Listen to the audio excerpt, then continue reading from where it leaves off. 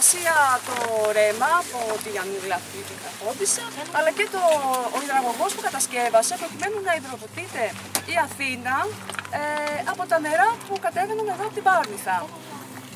Ο υδραγωγός αυτός, δεν έχουμε πάρα πολλά στοιχεία για τον υδραγωγό.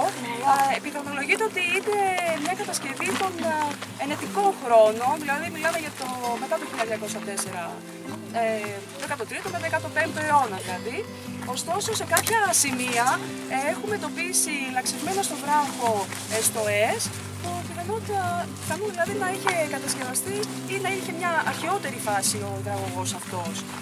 Στην πορεία θα κάνουμε κάποια στάση για να δει όποιος θέλει αυτές τα λαξεύματα στο βράχο, γιατί είναι σε ένα παρακλάδι του αγωγού, και παράλληλα θα λέμε και κάποια στοιχεία για την αρχαιολογικής φύσης, για την αρχαιολογικά μνημεία της περιοχής, την ιστορία, θα το συνδυάσουμε δηλαδή όλο αυτό.